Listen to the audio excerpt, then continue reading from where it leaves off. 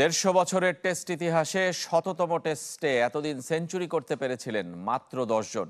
সেই এলিট ক্লাবে এবার নাম তুললেন একজন বাংলাদেশি, মুশফিকুর রহিম। শুধু তাই নয়, টেস্টে বাংলাদেশের সবচেয়ে বেশি মুমিনুলের সমান 13 সেঞ্চুরিও তার। দ্বিতীয় ইনিংসে শতক হাঁকালে রিকি পন্টিংয়ের পাশে নাম লেখাবেন।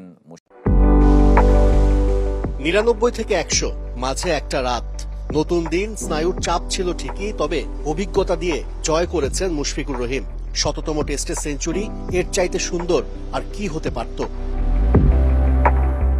এই সেঞ্চুরির মূল্য অনেক। টেস্টের প্রায় 150 বছরের ইতিহাসে কজনই বা পেরেছেন 100তম টেস্টে সেঞ্চুরি করতে? মুশফিক সেই এলিট ক্লাবের 11তম সদস্য। Colin Cowdrey, Javed Miandad, Gordon Greenidge, Ricky Ponting, Joe রুটদের সাথে বাংলাদেশের কিংবদন্তির নাম। এদিন আরও একটি রেকর্ডে ভাগ বসিয়েছেন মুশফিকুর রহিম। দেশের হয়ে এটি তার 13তম সেঞ্চুরি, মুমিনুল হকের সাথে যৌথভাবে সর্বোচ্চ। এ নিয়ে 7টি ভিন্ন দেশের বিপক্ষে সেঞ্চুরি করলেন মুশফিক, যে কীর্তি একমাত্র তামিম ইকবালের আছে। লিটনের সাথে আরও একবার 100 রানের জুটি গড়েন মুশফিকুর রহিম। এ নিয়ে 7ম বার, যা বাংলাদেশের হয়ে সবচেয়ে বেশি। সেঞ্চুরির পর ইনিংসটাকে আর দীর্ঘ করতে পারেননি মিস্টার ডিপেন্ডেবল। 106 রানে হামফ্রিসের বলে দ্বিতীয় স্লিপে ক্যাচ দিয়ে বিদায় নেন মুশফিক। তাতে তার কীর্তি ম্লান হয়নি। মুশফিকুর রহিম যে বাংলাদেশের ক্রিকেটের চির উজ্জ্বল এক ধ্রুবতারা।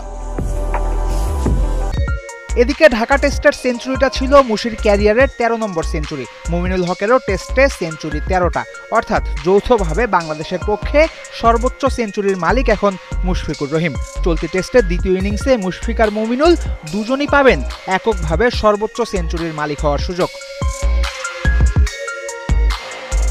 এদিন প্রথম ওভার থেকেই বাঁহাতি স্পিনার হামফ্রিসের বিরুদ্ধে খানিক নড়বড়ে মনে হচ্ছিল মুশফিককে। শেষ পর্যন্ত আউট হয়েছেন ওই স্পিনারের বলেই 106 রান করে। শততম টেস্টে সেঞ্চুরি করা খেলোয়াড়দের ছোট্ট লিস্টে ঢুকে পড়েও মুশফিক আউট হয়ে আফসোসে পড়েছেন, আর এতেই এই ব্যাটারের ক্ষুধা প্রকাশ পেয়েছে।